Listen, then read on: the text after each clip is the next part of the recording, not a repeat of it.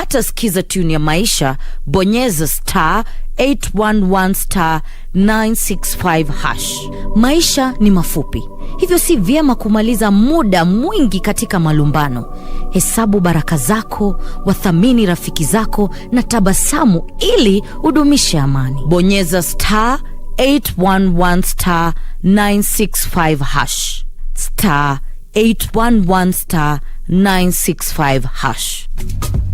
This is where it all began. As the mother of broadcasting in Kenya, you can trust KBC to bring you authentic news and programs to your living room. As KBC, we take pride in our unrivaled heritage as Kenya's trusted national broadcaster. Commanding over 92% digital television signal coverage of our country, 23 radio services that cut across our entire language spectrum,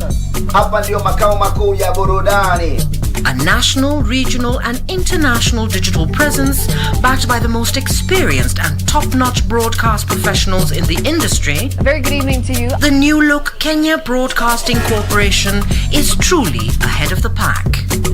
Turn to the mother of broadcasting in Kenya for stories that resonate with our identity, our aspirations as a people united in purpose. Real stories of hard work, of passion, of creativity, of big dreams.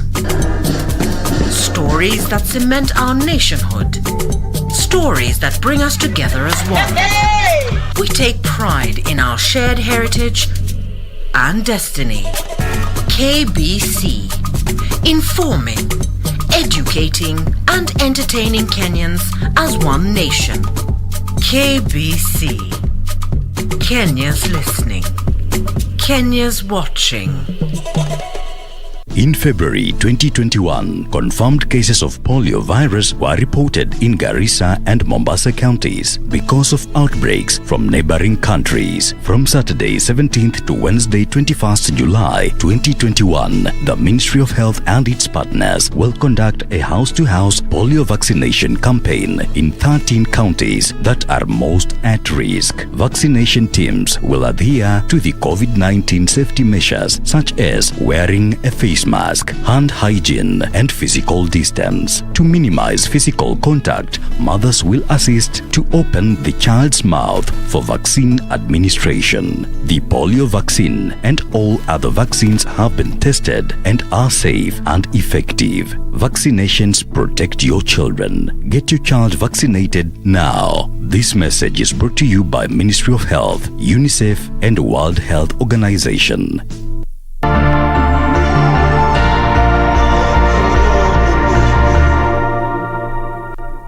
My name is Mohamud Ahmed Mohamud, the CEO of Kenya Deposit Insurance Corporation, popularly known as KDIC. KDIC encourages the depositors to continue doing business with licensed and regulated commercial banks and microfinance institutions. As part of the corporation's public awareness campaign, KDIC, in conjunction with its membership, the banks and the microfinance institution, recently developed KDIC stickers to be displayed in all the banking halls. Be sure to look out for KDIC stickers whenever you visit your bank. KDIC, protecting your deposits.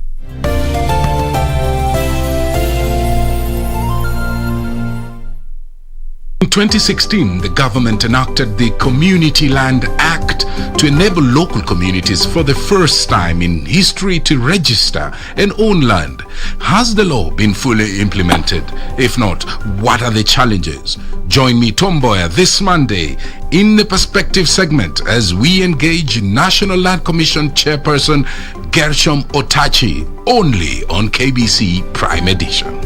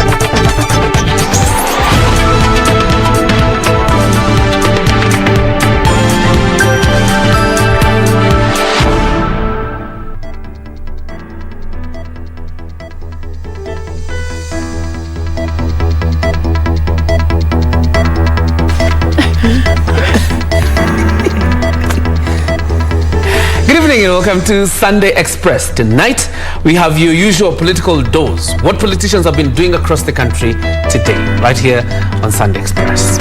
A lot has been happening indeed. It has been a tight, packed weekend. Matters Politics making a comprehensive bulletin tonight, including a conversation that we're going to be having. The government has just launched the second polio vaccination exercise. A lot is happening in this country concerning our journey to kick out polio. And we'll be discussing that, plus how important this particular exercise is and what you can do. What is your role as a parent, because you're having concerns about some parents still having reservations about this particular vaccine. So we'll be discussing what it means and, you know, what will be happening around you if you live in Nairobi or any other counties that are listed as the high-risk counties in this particular bulletin. All right, quite interesting. And that interview will be coming up later in the course of this bulletin. But for now, let's begin with the highlights.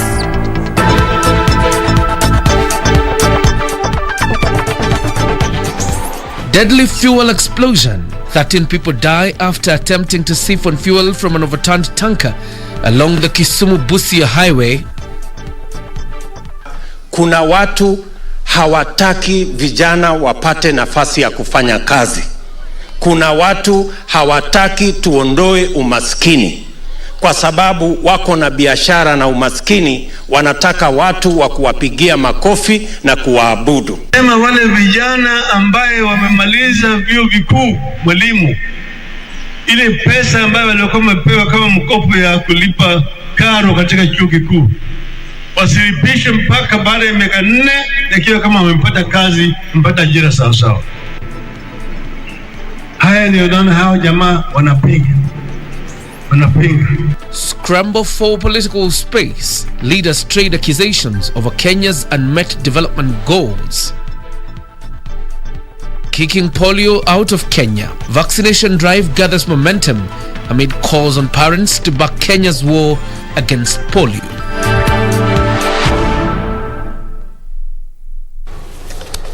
And that is how we kickstart Sunday Express tonight. My name is Serfine Achieng Ouma, and our sign language interpreter tonight is Byron Abuli. And my name is John Jacob Kioria. Welcome to the bulletin.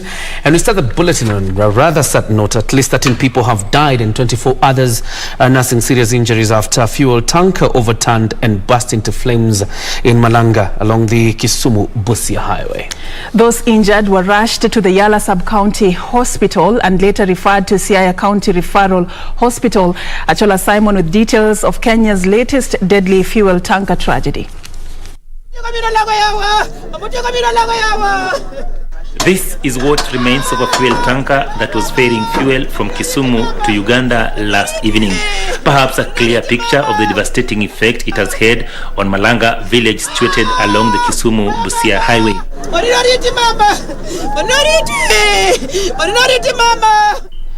Wananchi wakakimbilia kwenda kutoa mafuta. Wakati wanaendelea kutoa mafuta, lori lilipuka na papo hapo wananchi 13 wakapoteza maisha kwa hapo sehemu ya ajali. Watu 5 sasa hivi wamelazwa kwa hospitali ya Yala Sub-County Hospital na watu 19 wamekuwa referred to Siaya Referral Hospital. Kwa jumla tuko na watu 13 wamefariki na watu 24 wale wamelazwa. Heaps of bones and burnt clothes strewn all over, depicting the struggle for those who came to siphon fuel went through. Locals conversing in harsh tones, some of them feeling lucky to be alive. Lakini mostly wale tuko nao hospitalini ni watoto kati ya miaka 10 mpaka 16. Bao unaona ni watoto ambao bado ni wa shule na labda ni kwa sababu walikuwa wamefunga shule hasa watoto wako nyumbani. For some youth, however, the horror that is still fresh in the minds of everyone here appears too little to discourage them from vandalizing the wreckage. Na ningependa bado kusihi wananchi waache tamaa ya tupesa kidogo ambayo inapotezea maisha. Locals say they had a loud bang at around 10:30 Saturday evening and rushed to see what was happening. Driven by the prospects of making some extra cash, some dashed for containers to siphon fuel gushing from the overturned tanker. What followed was a loud blast that had devastating effects on the village. Margaret Ouma lost 3 of her loved ones in the inferno. Wawili ile wamekufa na mmoja ameumia. Ouma is yet to come to terms with her loss.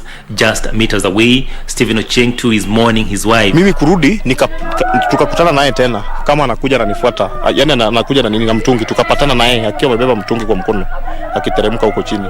The latest tragedy occurred just 10 kilometers from Sidindi, where another deadly fuel tanker accident occurred decades ago.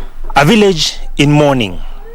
Most homes here in Malanga village along Kisumu-Busia highway have either lost their loved ones, they are searching their loved ones, or they are nursing their loved ones injured in the inferno. Achola Simon for Sunday Express from Malanga village, Siaya County. A really sad turn of events there. Our condolences to the family of those who have lost their loved ones in this particular incident. Now, moving on from that sad report, we now move into matters politics. Deputy President William Ruto has sustained his attack on ODM leader Raila Odinga, while at the same time defending his bottom-up economic model. Speaking in Kwale County, Ruto accused the ODM leader of sabotaging the Jubilee's development agenda through the handshake. The Deputy President said his agenda focuses on empowering the youth to revive the economy. Have a look. The Deputy President's day 2 of his coastal tour featured a church service in Kwale County and a roadside address in Kilifi County. Ruto drumming support for his bottom-up economic model, saying his main agenda is to empower the youth. Wakati mnasikia tukisema bottom up, hiyo bottom up ni kwa sababu hivyo ndivyo Biblia inavyosema. Ukisoma kitabu ya Zaburi 113 mstari wa 7 na 8, neno la Mungu linasema Mungu humtoa mtu mnyonge mavumbini, na huyo Mungu humfanya mtu maskini na fukara wakaketi meza moja na wafalme. The Deputy President hit out at ODM leader Raila Odinga, saying the handshake between the President and the opposition leader sabotaged the Jubilee government's development agenda. Wakakuja wakasabotage ile mpango ya housing ambayo ingepatia vijana kazi. Wakasabotage ile mambo ya agro processing value addition na mambo ya kilimo. Wakasabotage maneno ya universal health coverage, wakituambia ati kubadilisha katiba ipatikane vyeo na kugawana mamlaka ni ya dharura na ni priority kuliko kupatia vijana mamilioni kazi. MPs accompanying the Deputy President expressed confidence that Kenyans will vote in the Deputy President as the next president. Mliona juzi tulikuwa na uchaguzi huko Kiambu. Uchaguzi mbili, moja mwezi ya 5 huko Juja na ingine hapa Kiamba juzi. Tukapatiwa maneno. Ati sijui hapa ni wapi, sijui hii ni bedroom ya nani, sijui ni kitchen ya nani, lakini mliona mchana shetani akiaibishwa. Upepo wa siasa katika nchi unaenda ukibadilika. Tunaomba watu wa Mombasa, watu wa huku, msikie maombi. Ruto antuita tujenge naye nyumba mbiti ya UDA. Yake deta simiti, si tutapeleka mabloki, sasa toka huku. Tunataka kukuhakikishia tutasimama na wewe mwaka wa 2022. Kevin Washira, Sunday Express. It's that season again, so let's still stick with politics. And ODM leader Raila Odinga has hit out at the opponents of a Building Bridges initiative, calling them selfish and liars. Odinga says the lies being peddled around by anti-BBI crusaders are unforgivable and only aimed at serving partisan interests. The ODM leader has, in the meantime, said Kenya needs to identify and nurture the innovative skills among the youth if the country is to industrialize. Raila Odinga says leaders who oppose the 2010 constitution are the same ones going round the country lying that the BBI is proposing the creation of positions for individuals. Odinga chided BBI opponents for being against the enhancement of county fares from the current 15% to 35%. Sema wale vijana ambaye wamemaliza vyuo vikuu mwalimu ile pesa ambayo walikuwa wamepewa kama mkopo ya kulipa karo katika chuo kikuu wasilipishe mpaka baada ya miaka 4, ikiwa kama wamepata kazi, mpata ajira sawa sawa. Alafu tumesema tunaleta hazina nyingine ya vijana, ya kusaidia vijana na akina mama ambayo wanaweza kwenda pale na kuchukua mkopo, hawalipi riba au chochote mpaka baada ya miaka 7. Hii vile vile imependekezwa katika BBI na bunge ya juu na bunge ya chini, yani county assembly. Haya ndio naona hao jamaa wanapinga.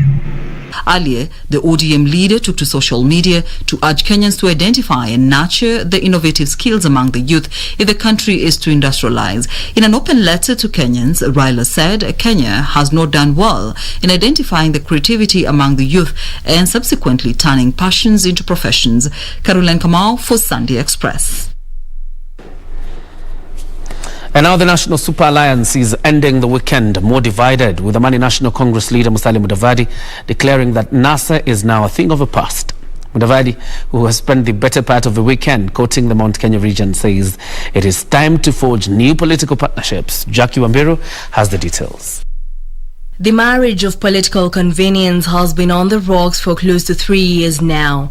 After handshake, Musalia Mudavadi, Kalonzo Musyoka and Moses Wetangula appear to have each taken their respective routes away from Raila Odinga. Mudavadi now says NASA is dead. To some, it would seem that Musalia Mudavadi's remarks had been a long time coming for a man keen on forging a political path to an elusive presidential ambition. NASA is the past. NASA is history. It is the past. Let us now move forward. Let us move forward. Let us build new partnerships. Across the mountain, the Wiper Party is also busy disentangling itself thread by thread from the National Super Alliance. Kalonzo and his allies have been keen on forging their own political path, independent of what they have termed as empty political promises by those keen on riding on the back of the region to the presidency. Tumesaidia mzee Moi, miaka mingi, tukakuja tukasaidia mzee Kibaki, miaka mingi, tukakuja tukasaidia Raila mara 2, tukaanguka naye mara 2. Safari hii tumesema hakuna mtu tunasaidia. Tumeamua hakuna mtu tunasaidia, afadhali tuanguke sasa peke yetu. In the Rift Valley, another divorce is looming. A long-standing KANU stalwart now says his thumb may be up in the Jogoo party. West Pokot Governor John Lonyangapo says he will defend his seat on a new political party. Ingine ananiambia, si bwana, wewe sasa usipoingia hii chama kubwa utakuwa unaenda wapi? Si utaanguka tu kama utaanguka tu. Kama si kuanguka kwa kuingia chama ambaye alikuwa amefilisika kama KANU. Na nikafufua mpaka ikawa chama. Endelea. Alafu sasa nimekuja na ile iko na address hapa mahali mimi nalala. Reporting for Sunday Express, I'm Jackie Wambiru. Still staying with matters politics, a storm is brewing inside President Uhuru Kenyatta's Jubilee Party ahead of a crisis meeting he has convened next week. At the heart of the infighting is the management of the just concluded by-elections in Kiambaa, where Jubilee candidate Kariri Njama lost to UDA's Njuguna Wanjiku, with members of parliament in Jubilee pushing for the ouster of Secretary General Raphael Tuju and Vice Chair David Muradhi. John Njuguna Wanjiku, the MP-elect for Kiambaa constituency. Smarting from multiple losses in recent by-elections, the recent one being the Kiambaa parliamentary by-election in President Uhuru Kenyatta's backyard, the president, who is the Jubilee Party leader, has convened a crisis meeting next week that could see the exit of some of its officials. The president is reportedly unhappy with the management of the campaigns in Kiambaa. Limuru MP Peter Mwadhi, who was the chair of the campaigns in Kiambaa, and Kiambu Governor James Nyoro could be the subject of the president's tongue lashing when the meeting is convened. In the crosshairs of angry members also are Jubilee Secretary General Raphael Tuju, Party Chairman Nelson Zuya, and his deputy David Murathe. According to Kieni MP Kanini Kega, the party's executive committee and the management committee need an overhaul to give the party fresh impetus. We have to make some decisions, hard decisions, and some of the hard decisions is to ask some of the officials of Jubilee to pave way for other fresh leaders to take part, in the destruction of the party, and they know themselves. Baada ya kuwashinda Kiambaa, wameanza kufukuzana wenyewe. Yani wametufukuza, wamemaliza watu wa kufukuza, wamekosa mwingine, sasa wanafukuzana wenyewe. I'm putting my party Jubilee on notice that nikiona hii melikabu yenu inaenda kuanguka, watu yangu ya Laikipia wameniambia mama kuwa mwanamke mwelevu, usikubali tuingie ndani ya bahari zote. Sources revealing to KBC TV that the president is disappointed with the result despite according the team in Kiambaa the resources they needed to deliver victory. Jubilee is not well, is sick. Some of the key organs of the body of that party, Jubilee, are not functional. But the arrogance of Murathe and Tuju split the party a long time ago. And of course the president abandoned the party. Kiambu Governor James Nyoro has also been criticized by members in the party over the losses in Juja and Kiambaa constituencies. The latest being his political advisor Bishop David Kariuki Ngare, who has accused his boss of being a lone ranger while allegedly bungling the campaigns. Governor and the people that are working with you, you are also let down because you want to work alone. Unataka kufanya kazi peke yako. Sasa unamwangusha president na unatuangusha sisi zote. But is the outcome in Kiambaa and Juja an indication of President Uhuru Kenyatta's winning support in the Mount Kenya region? He still has about 49%. So they are evenly split. In fact, if you ask me, the person who would be worried more would be William Ruto, because Uhuru is not running for president in 2022. It's called a post-mortem. It looks like it's not over yet. No, it's not. I don't know. Jubilee has its own problems. NASA has its own problems. I don't know, probably one day we need to have a conversation on political parties and ideologies and whether we have political parties really focused on addressing problems of Kenyans. So political vehicles or political parties are special machine vehicles meant to propel one to a leadership position. Then after that, we'll dump it and get another. These political marriages, what is in it for us as Kenyans? A very important conversation we should be having in the near future. We're going to be taking a very short break right here on Sunday Express. But remember, that conversation we'll be having concerning the ongoing polio vaccination exercise in the country. I'll be engaging Lilian Mutua, the head of health promotion at the Nairobi Metropolitan Services Department of Health. That coming up shortly. Stay with us. All right.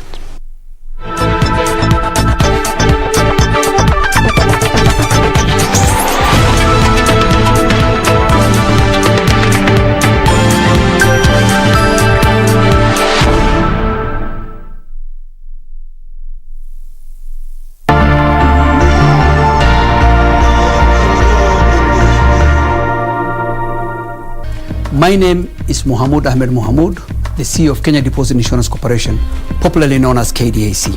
KDIC encourages the depositors to continue doing business with licensed and regulated commercial banks and microfinance institutions. As part of the corporation's public awareness campaign, KDIC, in conjunction with its membership, the banks and the microfinance institution, recently developed KDIC stickers to be displayed in all the banking halls.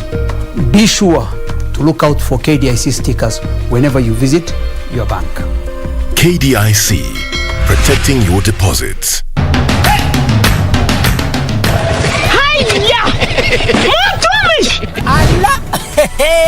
Nissan Serena ndio hii, na unaweza kuwa wewe ndio tunapikia simu. Kodi ya Nissan Serena ni NS. alafu kisha kwenye amount ni 50 bob. Hii Nissan Serena tunakupatia na shilingi 50. Kujiunga na QuickBid ni rahisi. Enda kwenye M-Pesa, bonyeza paybill, kisha weka business number 4032353. Kwenye account weka kodi ya bidhaa unayotaka na bid yako ya chini zaidi. Kwa mfano TV 16, kisha weka shilingi 20 tu kama idadi yako. Weka bid yako pia kwenye www.quickbid.co.ke. Kumbuka, bid ya chini zaidi ya kipekee ndio hununua. QuickBid, bidhaa bora kwa bei ya chini.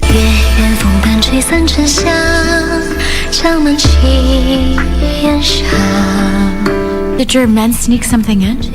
Yudze must be kept in a secret place and under tight security after all this. But right now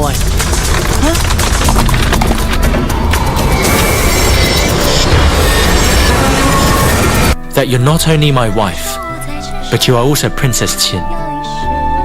If I didn't drain the poison from his blood, he would be dead. That's utter nonsense. Guards, take them out and kill them right now.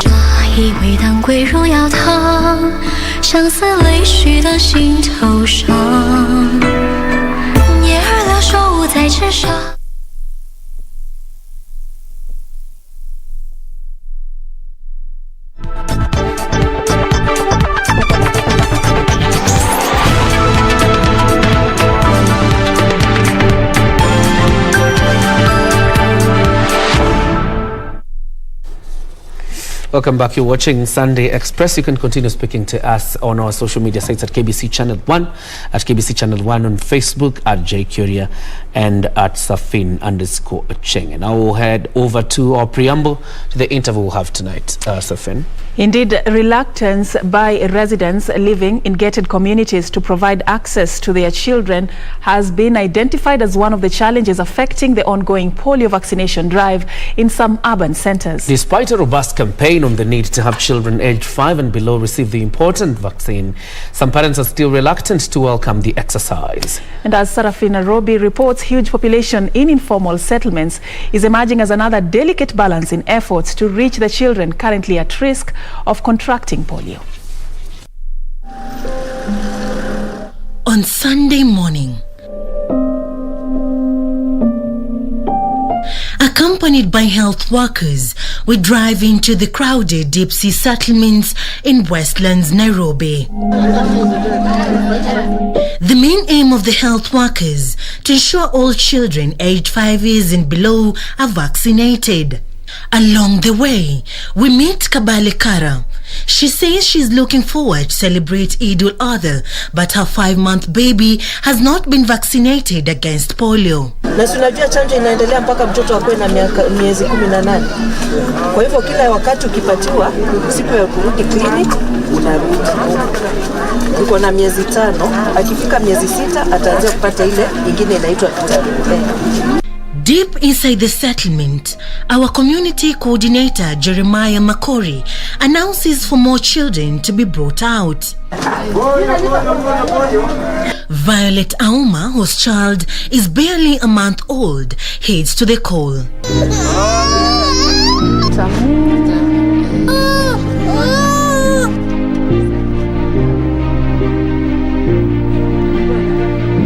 According to statistics, these are the targeted numbers in 17 sub-counties in Nairobi County, totaling to 965,243.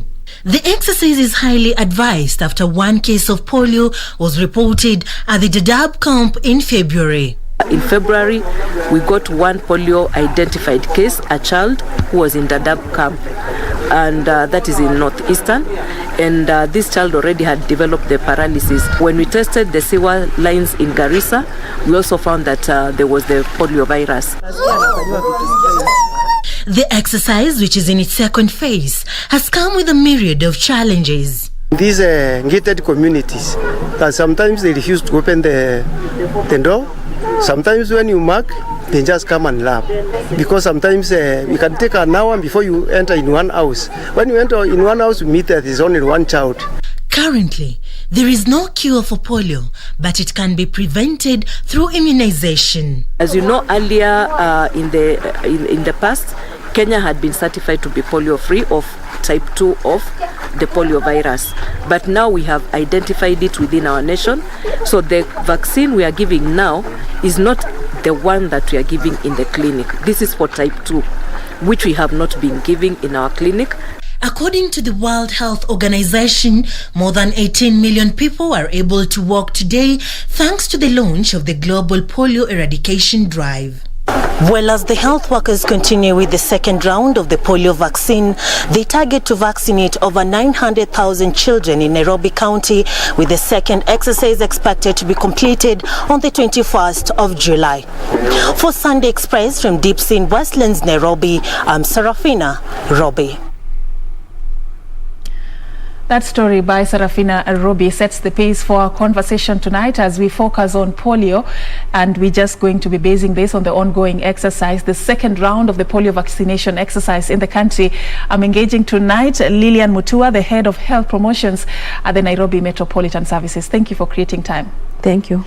All right, so it must have been a very busy day for you, I must confess, just implementing this particular program. I just want you to take us through this second round of the vaccination exercise, its main aim, because parents have been asking what's the difference with the one that took place, around the month of May, and they're getting confused also with the one that took place in between, the measles and rubella, because parents are asking, this knocks we constantly get on our doors, what is happening? Just shed some light on what is happening in the country right now. So we had a confirmed case of the polio virus. There's a child who had the polio, infected with polio in Kakuma camp in Dadaab. And when this happened, we normally do surveillance in the environment by taking samples from the sewer system. And more virus was picked in Garissa as well as Mombasa. We have what we call the notifiable diseases, which when it happens, the World Health Organization alerts all the other countries so that people can be on alert to check whether there is more transmission. So when this happened, then we were alerted that we are supposed to do a polio campaign so that we can also negate the further spread. As you know, Kenya was also certified to be polio-free a while ago, and not only Kenya, some other countries too. But when this child who was in Dadaab got the polio attack, we found that the strain that this child had was type 2. So we normally have 3 types of the polio virus. That's type 1, type 2, and type 3.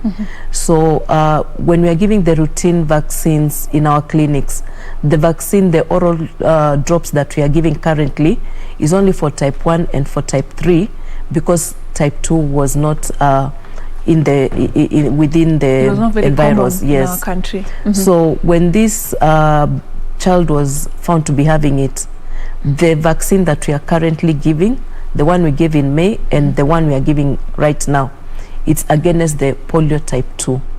So even if your child got the vaccine, the oral drops, maybe a day ago, a week ago, or is still going to get tomorrow or the day after, they still need to get this one, because the one that is in the routine is type 1 and type 3. And this one is specifically type 2. For type 2. And when this vaccine is being given, there is a special sanction. We order for the type 2 under very strict restrictions that we only give during this time of the campaign. After this, we do not give it again. So it is not possible for a parent to get this at the health facilities maybe after this exercise is concluded? No. Okay. Yes. Okay. There are certain counties that were listed actually even in the first round as high-risk counties. Are they the same areas that are targeted for this second round, or? So during the round 1, the ones that were targeted are the high-risk counties. That's towards the northeastern, the coastal, and then Nairobi, Kajiado, and Kiambu, and Machakos. Nairobi is very peculiar because whatever happens in the rest of the country is also triggered to happen in Nairobi. And there's a lot of inter-county activities, inter-country across the border, and even internationally, because we know Nairobi is a transit hub. So when these campaigns happen, Nairobi must be also carrying the same. And then we have a very big population that either works in Nairobi, Kiambu, Machakos, or Kajiado, or they live in the environal counties, and they come to work in Nairobi. So for Nairobi, Kiambu, Kajiado and Machakos, they're also included as high risk. When we look at the transit vehicles that come from the northeastern and from coast, where this isolated virus was found, the one for the polio, we find there's so many people traveling in and out of Nairobi to the northeastern and to the coast. So we have to do the campaign. Okay. All right, so I'm a little bit concerned about something you've told me about the case that was reported in Dadaab refugee camp. This, I believe, should have been around the month of February. Yes. And also, we are coming from a background of having been declared polio-free by the World Health Organization in the year 2020. Should we be concerned about importation of this virus? Because you're saying it was type 2, and it's not very common in our country. Should we be concerned about what could be happening between Kenya and the neighboring countries, even as we progress in kicking off? We are normally at very high alert, especially when we look at what is happening in the other bordering countries. You find that they are not very stable. There's insecurity. Some of them, they have their war-torn zones. And when this happens, it means also their health systems are not happening well. So you'll find that at times when we are doing these campaigns, other countries across the border are also called to do the same campaign. And not only because of this case that was coming from across the border, we can look at our own data for the routine immunization. Since the COVID pandemic came in, there was a bit of instability in access to services because most of the parents who are getting children were afraid to bring their children back to the facility for immunization because they thought that each and every other facility maybe has patients who are having COVID. So when we look at our data, we find that the immunization coverage for the routine vaccines has gone down. What I'd also say is that as much as some parents will say that my child has finished the schedule, there is no measure for us to see how much of the immunity the child has developed. So it's very important that anytime there is a campaign, you should bring your child forth. I know in March we had the polio campaign. In June we had the measles rubella campaign. Normally for the measles rubella we do it every 4 to 5 years because we have noticed that apart from the children getting the measles jab, there is a percentage, around 20%, who do not seroconvert to get the immunity to measles.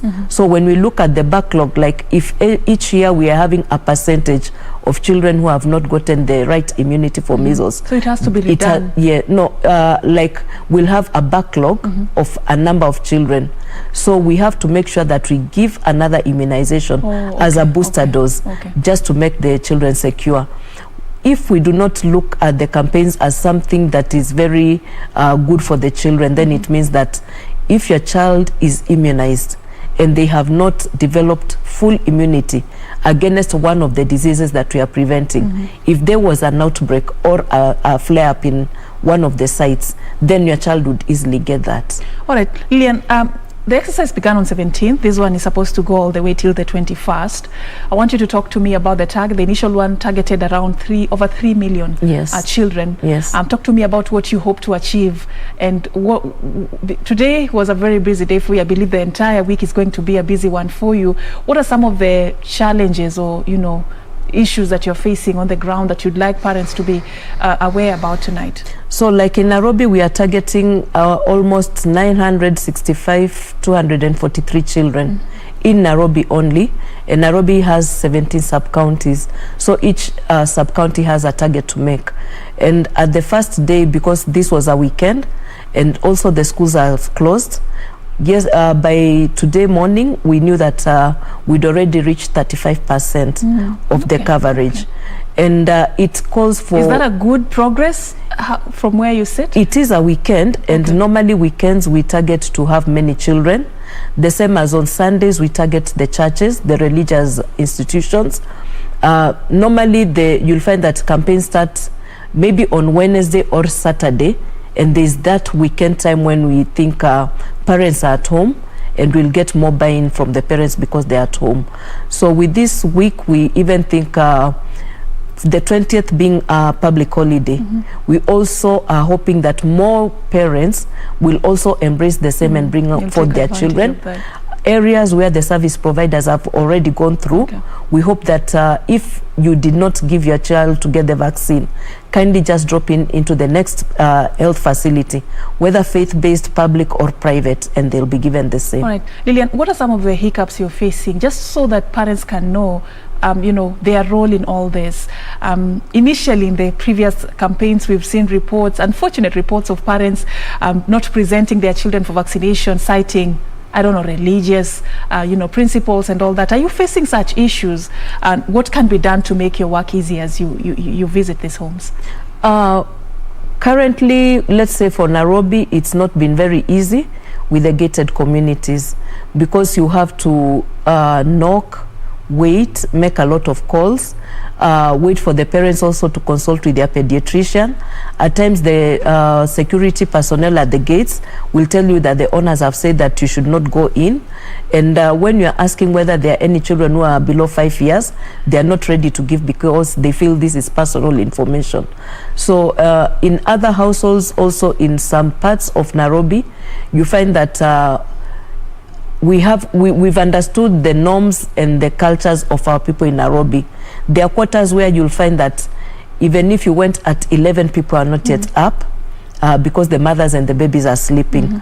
And normally we have the public address system, we have the megaphones, we have people knocking on the houses because it's door to door, but it takes a very long wait. We're also having a challenge in Nairobi where we find that we are having the high-rise buildings. Like in places like Kisili, you'll go to some high-rises where you can maybe go up to the 12th floor, and you are climbing without a lift. The steps are very steep. It's the whole day. Yes, and then in one floor you'll find even there are about 20 households, and you have to knock each household and stand and wait for almost close to more than 20 minutes. So it brings a lot of us just to work with passion and commitment, and it calls for endurance. All right. In Nairobi, and I believe other parts of the country where there could be some security concerns, maybe that could be one reason why parents are a bit skeptical about this. How should I identify somebody who is accredited to do this? Who are doing this campaign, you'll always find we have a yellow bib like the one I'm having, and we have some identification tags like this one. So everybody who is doing the exercise has this bib and has this around their neck. We normally walk in pairs. That is the vaccinator and a guide, and the guide is from the community and is able to understand and navigate through the community because the service provider does not come from that community. Normally we are engaging our community health volunteers, and we also engage community owned resource persons. Like if it is a close community, we've also find it very wise to tap upon one of them to accompany us into their community. As we're about to wrap up this conversation, I just want us to understand the significance of this particular vaccine for parents who are watching tonight and they are not really sure or they are not convinced. I know some have been empowered and they've been enlightened on this, but others still want to understand more. How does it work? Why is it important? Just generally, why is it important for every parent or caregiver to ensure that their children under the age of 5 years at least get a full dose of the polio vaccination? It's human that every parent will be very sensitive with what happens to their young one. Remember, a child who is 5 years and below cannot express themselves, cannot talk, cannot ask questions. So it takes the parent or the guardian to make decisions for them to get this vaccine. What I'd say is that through the World Health Organization, through Ministry of Health, these vaccines have been already been looked at their quality, they are safe. And what I'd also like to bring out to public is that even if you're going to a high-end hospital or a high-end facility where your child is getting the vaccination, all this vaccination come through Ministry of Health. So whatever we're giving through the campaigns is not substandard or little lower of the standard. It's still the same that you will go to the private and the high-end hospitals to get. Unless you have an extra penny to spend. Yes. Which depends on you. So we are really requesting all parents to come forth, and in case your child has not gotten the vaccine, on the 21st by noon, kindly just step into any of the nearest health facility, be it private, be it public, be it faith-based. All right. Or else you can still call the Emergency Operation Center number for Nairobi, NMS, tell them, or Ministry of Health, ask them where you can get the vaccine, and you'll be assisted. If my son or daughter didn't get it in the first round, do they get a chance to get, can they get this second round? Is it advisable? And also, as you answer that, also tell me, in case deliberately a parent does not present their child for vaccination, is there any action that can be taken against them to compel them to do so? If your child didn't get the vaccine during round 1, we will say that it is very, very important for them to get this time, because this vaccine will only boost their immunity. As health services, our work is to deliver the health service. We are not law enforcers, and we will not hold anybody accountable to law. But remember that currently we are also working very closely with the children's services, with the national government administrative officers. So these are the people, and the child rights, and also the child services, education department. We are collaborating with the religious leaders. If you look at some of the places where we are working to, you'll find our national government administrative officers with us, the chiefs. You'll even find religious leaders working with us into the community. So if you're not allowing us to give your baby the vaccination, we can only direct them that at this household there was resistance, or there was hesitancy, or we were denied access, and then it's upon them to now negotiate with that household. All right. Yes. Lillian Mutua, the head of health promotions at the Nairobi Metropolitan Services Health Department, thank you for creating time for us tonight, shedding light on the ongoing polio vaccination exercise in the country. Now you know it began on the 17th. It will run all the way till the 21st. But in case you do not get a chance to have your child vaccinated during this period for one reason or the other, there's still room for you to call the NMS emergency line, and you can be able to be directed on the way forward. Thank you so much. We are going to be taking a very short break. We are coming back with more on the other side.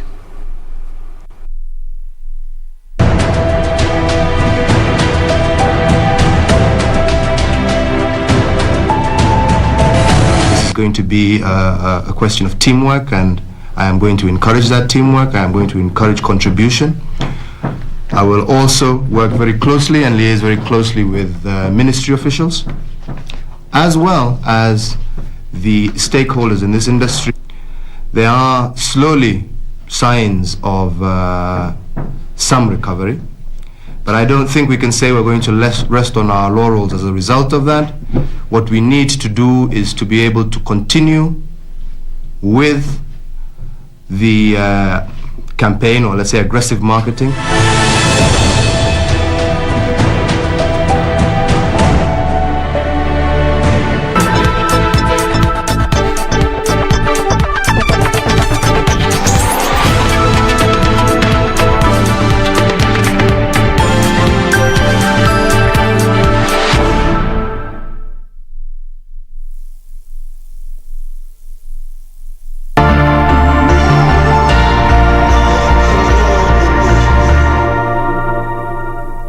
My name is Mohamud Ahmed Mohamud, the CEO of Kenya Deposit Insurance Corporation, popularly known as KDIC.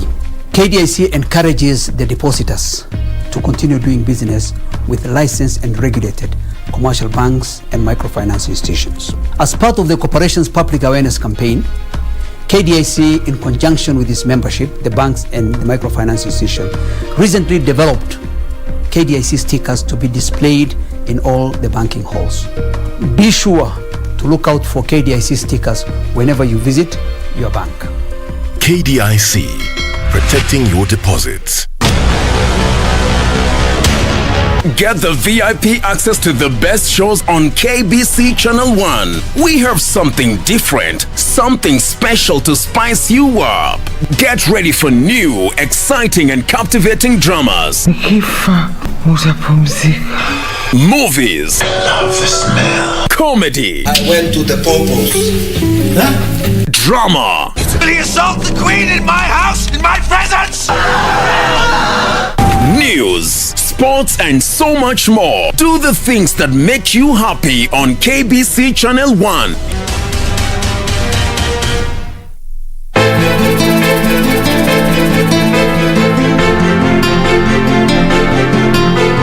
safari. Kama hauna usingizi, jiokote uende ukautembele mbele. Unachokitafuta kutoka kwangu, nitakupatia sawa yako ukae mahali pako. Wewe kama wataka kawatafute kwenye vyumba vyao huko, mimi sijapangisha mtu hapa. Kwani nakufanya nini, mbona unijibu hivi? Wewe ulifanya kuja hapa, mimi nilizaliwa hapa. Mimi ndo first born katika hii nyumba. Sitakubali mtu yeyote aingilie katika mipango yangu. Kwa hivyo chunga sana unapokanyaga.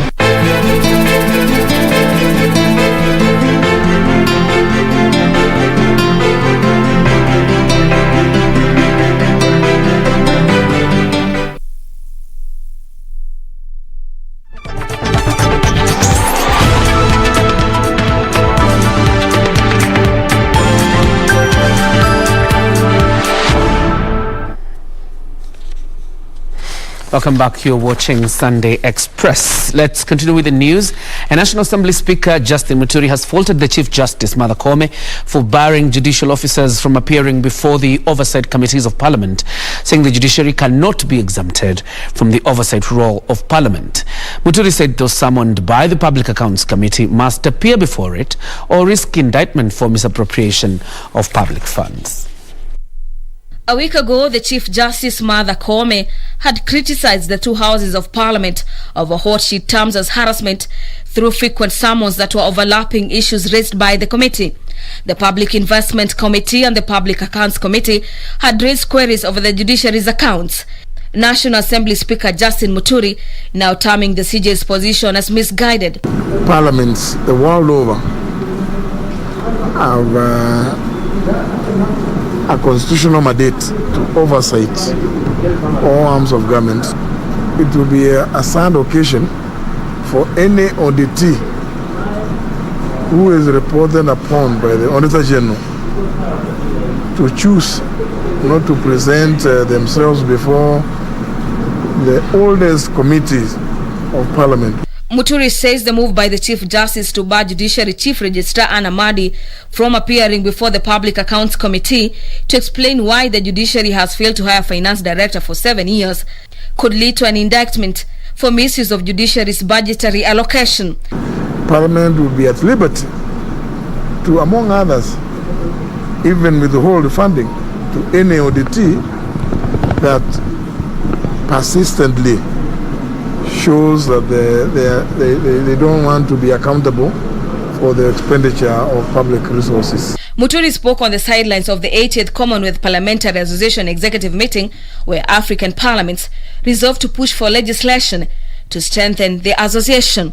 We cannot continue in the situation where the CPA continues to be registered as a charity in the UK, with all the attendant problems that bedevil the dissolution of a charity in the UK. Among them being the distribution of the assets of a charity. We want to look at African parliaments post-COVID-19, if it will be over. If it will not be over, then what are some of the emerging issues as a result of COVID-19? For Sunday Express, I'm Gladys Mongai. In 2016, the government enacted the Community Land Act to enable local communities for the first time in history to register and own land. Has the law been fully implemented? If not, what are the challenges? Join me, Tom Boyer, this Monday in the Perspective segment as we engage National Land Commission Chairperson Gershom Otachi, only on KBC Prime Edition.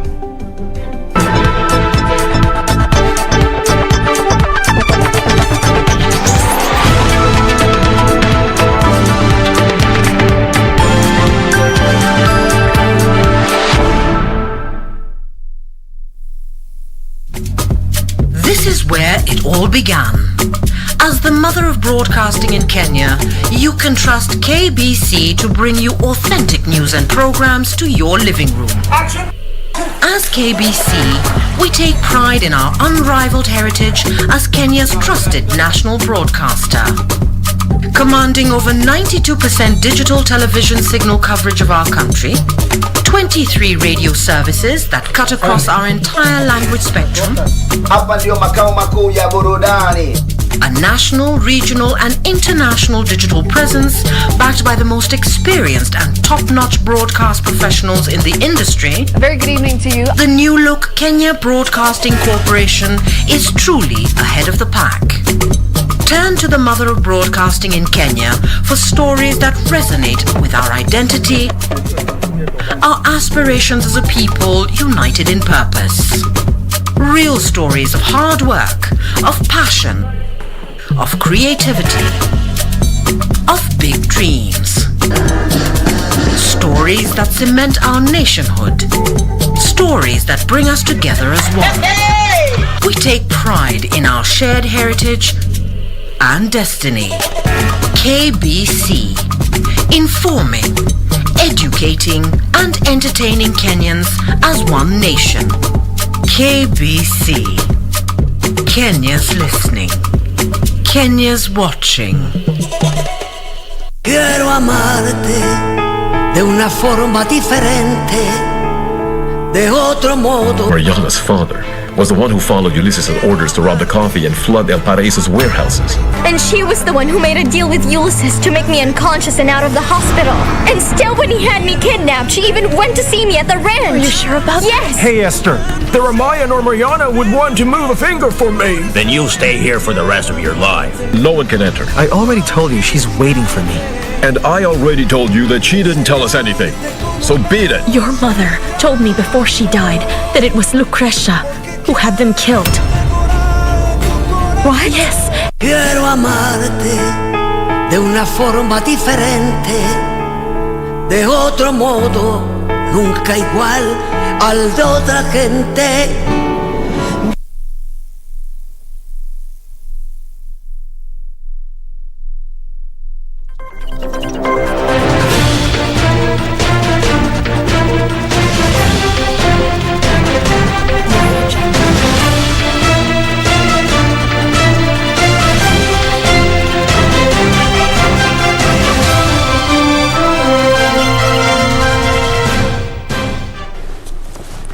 They say work without play makes Jack a dull boy. It's time for us to get into sports.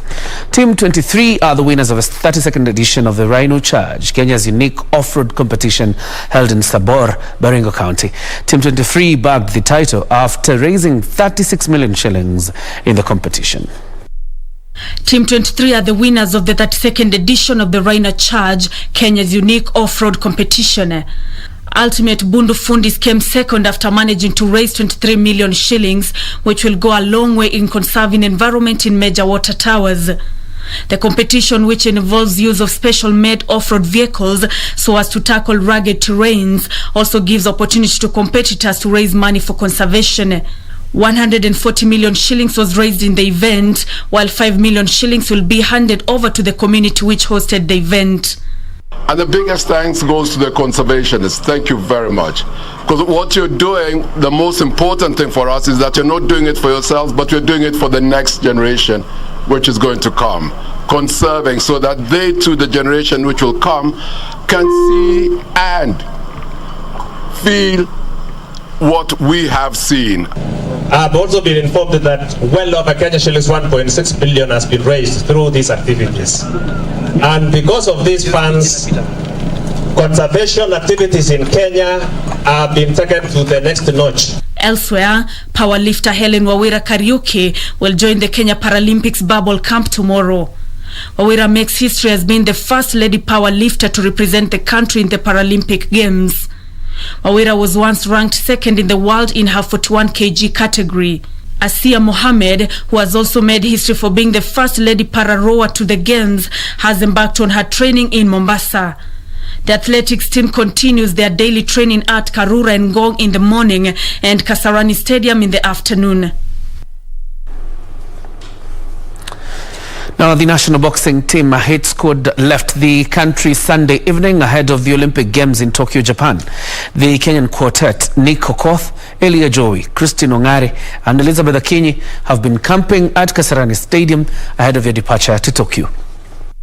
Boxing team has been camping at Kasarani Stadium under the watchful eye of Musa Benjamin and Dev Munuhe in preparation for Tokyo Olympic Games. Hit squad took part in the African Zone 3 Boxing Championship in the Democratic Republic of Congo in March and the Konstantin Kontrov Champions in Russia to gauge the preparedness of the Kenyan boxers. Matumaini yetu ni kwamba timu itakapokuwa katika mashindano ya Olimpiki wataweza kufanya vizuri na tunaamini ya kwamba wana uwezo wa kumaliza katika nafasi 3 bora ambazo ndio huwa zinapewa medali, na tukipata medali yote itakuwa ni jambo la kujivunia na tunashukuru Mungu. Preparation imekuwa fiti sana, kama kimimi leo kulingana na rodi zangu nimekuwa nafanya, tizi yangu nimekuwa nafanya, nimesikia mpaka body imerelax. Unajua ukiwa pale kwa ring kama uko fit wezi unapata na opponent kocha kingangana huko chini hata kiongea usikii. Nick Okoth, Elia Joey, Elizabeth Achieng and Christine Ongare will represent Kenya at the Olympic Games. The Olympic Games are set to kick off on 23rd of July to 8th of August this year. Daniel Mwendwa, Sports. Another national women's basketball team qualified for the FIBA Afro-Basketball Women's Championship after edging out favourites Egypt 99-83 in a final of a Zone 5 qualifiers held in Kigali, Rwanda. The Lionesses arrived back home Sunday evening. Kenya avenged the round-robin loss against the defending champions and quickly announced that intention early in the game as the tournament's best power forward, trophy winner Felmas Koranga and Natalia Achieng scored 3 points and 2 points respectively to hand Kenya a 5-0 lead after 5 minutes. Tournament's most valuable player, MVP Victoria Reynolds, contributed 11 points to inspire the Lionesses to a 29-24 first quarter lead. Mercy Wanyama scored a total of 10 points as Kenya led 50-42 points at halftime. Egypt attempted a comeback in the third period as their centre forward Remy El Gedawi put paint to the rim 12 times of their 27 points, which narrowed Kenya's lead to 3 points for the first time in the game. But Kenya's Victoria Reynolds form proved vital as she scored 2 free throws while Natalia Achieng added a point to cushion Kenya's lead with the scores at 70-62. Felmas Koranga and Mercy Wanyama were instrumental in the final quarter, combining to aid the George Mayenga's led Lionesses to an emphatic 99-83 full-time win. Kenya hosts Rwanda, Egypt and debutant South Sudan took part in the 5-day championship. The win ensured Kenya returned to the FIBA Afrobasket Women's Championship for the 7th time. The FIBA Afrobasket Finals are slated for September in Cameroon.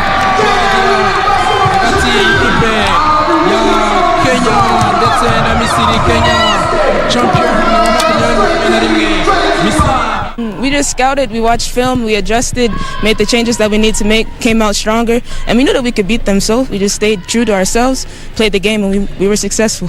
It's all about persistence. We never gave up from the word go. We just took the lead and ran away with the lead. One more time, Kenya women basketball. And Egyptian heavyweights Al Ahly beat Kaizer Chiefs 3-0 in Morocco to become the first side in history to be crowned African champions 10 times. Meanwhile, Al Ahly coach Pitso Mosimane moves on to an impressive 3 Champions League titles. Home forward Mohamed Sharif scored 1 and made 1 as Al Ahly, following a relatively even opening, took full advantage after Chiefs Happy Mashiane was dismissed shortly before the break.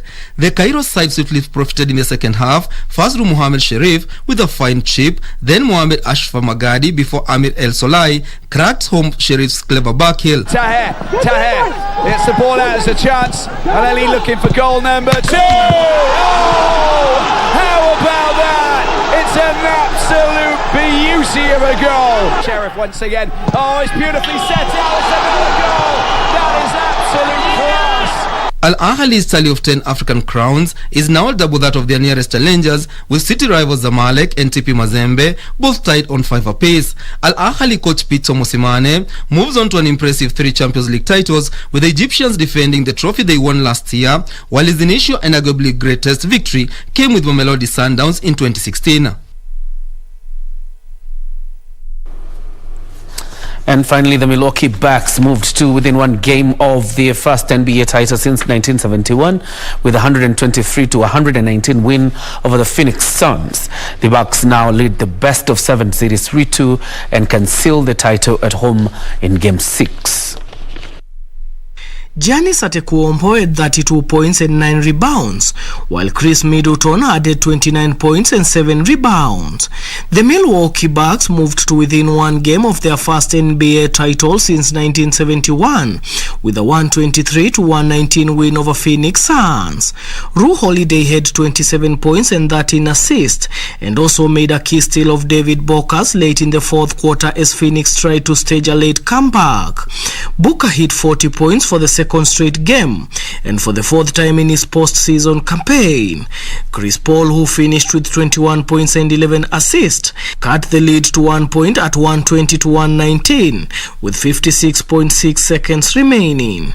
But Holiday still led to a dunk for Atekuompo with 13.5 seconds left. Although he missed the resulting free throw, Milwaukee regained possession and Phoenix fouled Middleton, who scored one of his 2 shots, to make it a 2-possession game with 9.8 seconds to go. We kept playing hard, especially that group that came back to the game. They kept moving the ball, they kept getting open shots. They were knocking it down too, so they played great. They played great in that stretch.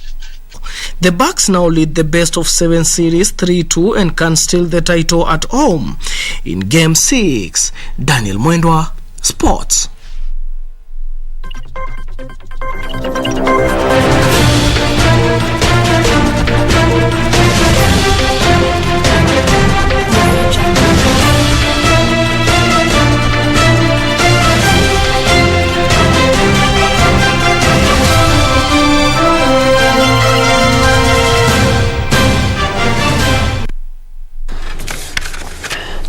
Well, it's time for us to wind up, and I love the moment when our director, John Muheka, says Mujichoche, but be brief. We need to be brief indeed. Thank you for watching. We appreciate Dawa ya Corona. That's how you call yourself on social media. Watching from Kitale, Brian Dan from Karen, Marin Manyonge from Kitale, and of course Ibrahim Mwenda also watching. We appreciate your time, and our correspondent Kioko from Thika. We appreciate your time as well. Mary Atieno was talking about the interview we just had. You say you were asking that question about whether if your child is beyond 5 years, they could still get vaccinated. I believe that was answered during the interview. There was also one Rosa Nyango from Karen.